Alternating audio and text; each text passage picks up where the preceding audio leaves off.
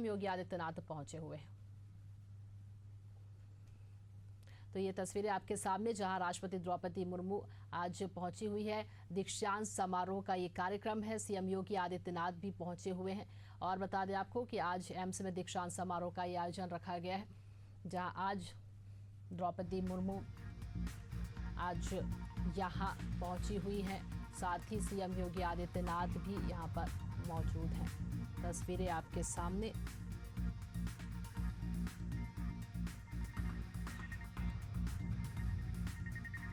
तो द्रौपदी मुर्मू 2 दिवसीय दौरे पर है, गोरखपुर के दौरे पर। तस्वीरें आपके सामने, जहां आज दीक्षांत समारोह में शामिल होने के लिए पहुंची हुई है।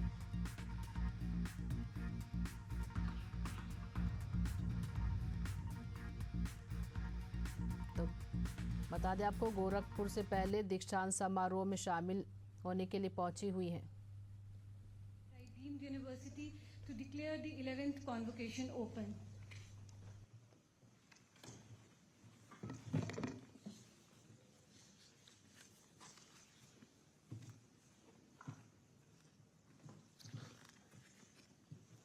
I declare the 11th convocation open.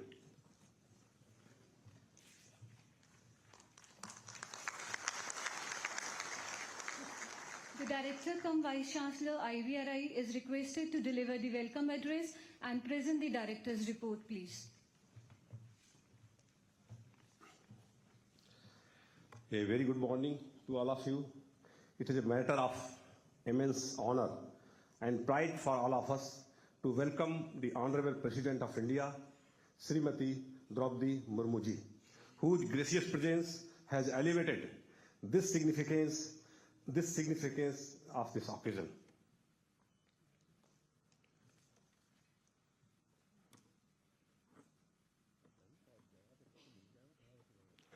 On behalf of IVRI family, I extend a sincere and heartfelt welcome to Honorable Governor Uttar Pradesh, Srimati Anandiben Patel ji.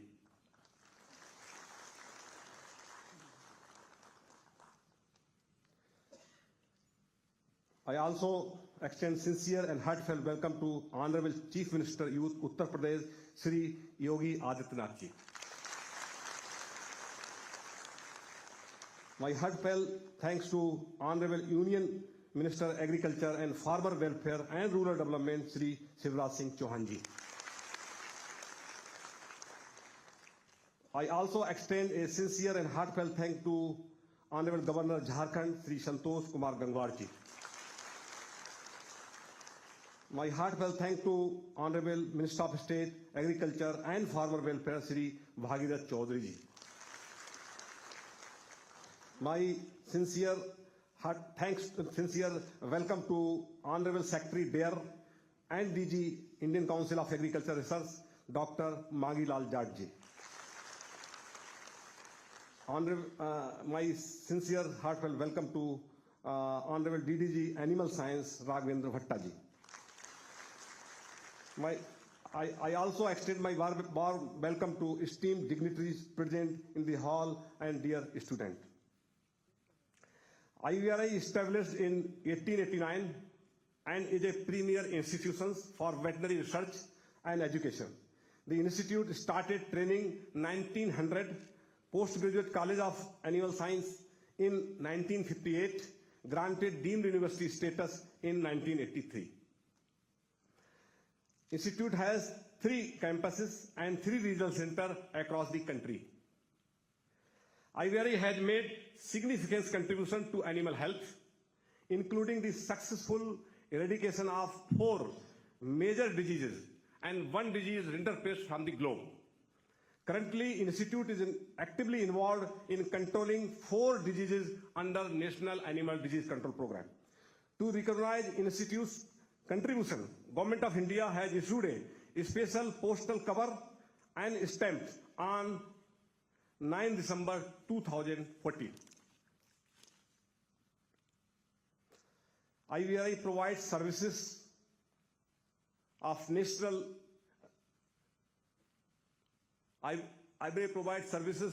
importance, including quality control testing of vaccine, supply of biologicals, disease diagnosis, wildlife healthcare management, and 24/7 treatment services. IVRI also provides services to the nation through various 6 ministries. IVRI is maintaining 14 precious germplasm of livestock and developed 2 breeds and registered 3 breeds of livestock. IVRI has commercialized 47 technologies, including 13 vaccine, 2 मुख्यमंत्री मौजूद है, क्या कुछ कह रहे हैं वो सुनते हैं। हृदय से स्वागत करता हूं, उनका अभिनंदन करता हूं। महामहिम के संज्ञान में मैं इस बात को लाना चाहता हूं कि ये भारत की पौराणिक नगरी है और पांचाल देश के रूप में इसकी एक पहचान थी महाभारत कालखंड में। यहां पर 7 प्राचीन देवादिदेव महादेव के मंदिर हैं, जिन्हें हम नाथ कॉरिडोर के रूप में वर्तमान में विकसित कर रहे हैं, जिनमें श्री अलखनाथ मंदिर, श्री त्रिबटीनाथ मंदिर, बाबा बनखंडी नाथ मंदिर, बाबा धोपेश्वर नाथ मंदिर, श्री तपेश्वर नाथ मंदिर, श्री मणिनाथ मंदिर और श्री पशुपतिनाथ मंदिर, ये इस बरेली की पौराणिक पहचान के प्रतीक। जहां इस नगर को एक नई पहचान देती है, वहीं आधुनिक भारत में 136 वर्ष पहले IVRI के संस्थान ने इस नगर को एक पहचान दी और स्वतंत्र भारत में ये सभी तो इसकी पहचान के कारक थे ही, लेकिन एक समय ऐसा भी था जब झुमके के रूप में इस बरेली की पहचान बन गई। लेकिन आज ये हम सब के लिए बहुत ही गौरवमयी क्षण है जब हम यहां पर भारत गणराज्य के आदरणीय राष्ट्रपति जी के स्वागत के साथ साथ भारत की इस वर्तमान पीढ़ी को इस क्षेत्र में उनकी डिग्री अवार्ड करने के समारोह के साक्षी बन रहे हैं। यह अत्यंत महत्वपूर्ण क्षण है, क्योंकि जब हम लोग मंच पर आए थे तो यहां पे सभी लोग एकदम शांत बैठे हुए थे। तो पहले तो मैं समझ नहीं पाया कि इतनी शांति क्यों है। फिर मुझे लगा कि वास्तव में ये शांति होनी भी चाहिए, क्योंकि एक मूक पशु की आवाज को आपके कार्यों के माध्यम से, आपके शोध के माध्यम से एक नया जीवन मिलता है। और मिलता ही नहीं है, IVRI की सेवाएं हम लोग उत्तर प्रदेश में केवल पशुधन के क्षेत्र में नहीं लेते, हर प्रकार के जीव जंतुओं को एक नया जीवन देने में IVRI की बहुत सराहनीय सेवा यहां पर हम लोगों को प्राप्त होती है। और ये हमारा गौरव है कि बरेली के माध्यम से उत्तर प्रदेश और उत्तर भारत इन सेवाओं से लगातार लाभान्वित होता है। मैंने इन सेवाओं को बहुत नजदीक से देखा था वैश्विक महामारी के दौरान, जब कोविड-19 के खतरे सामने आए थे। तो उस समय एक चैलेंज था, क्योंकि कोविड-19 के प्रारंभिक समय में जांच एक चुनौती थी। IVRI आगे आया और एक नोडल केंद्र के रूप में इसने कोविड-19 की जांच में उत्तर प्रदेश सरकार को अपना सहयोग दिया। यानी केवल पशु पक्षियों के लिए ही नहीं, मनुष्यों के जीवन को बचाने के लिए कोविड-19 की जांच के लिए और 2 लाख से अधिक जांच करने में एक बड़ी भूमिका का निर्वहन उस समय किया। और एक और परीक्षा का दौर हमारे सामने तब आया था जब मैं देख रहा था लंपी स्किन डिजीज फेज में जैसे तैसे बीमारी से मुक्ति मिल पाई थी, लेकिन सेकेंड वेव जब आया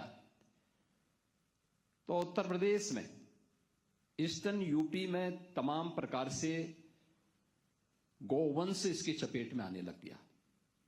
हम लोग चिंतित थे। उस समय मैं देख रहा था कि हमारी नौकरशाही इसकी परमिशन नहीं दे रही थी टीके की, और संजोग ये था कि गोरखपुर में हमारे मठ की गौशाला के भी कुछ गोवंश इसकी चपेट में आ गए। तो मैं स्वयं वहां गया, IVRI के वैज्ञानिकों को हम लोगों ने वहां बुलवाया। उन्होंने वहां पे कहा कि इनके लिए वैक्सीन इनको देना होगा, लेकिन वैक्सीन अभी परीक्षण के उपरांत परमिशन के लिए लंबित है और उसके बाद ही हम दे पाएंगे।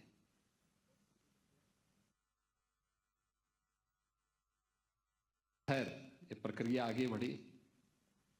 मुझे थोड़ी हिचक थी कि कैसे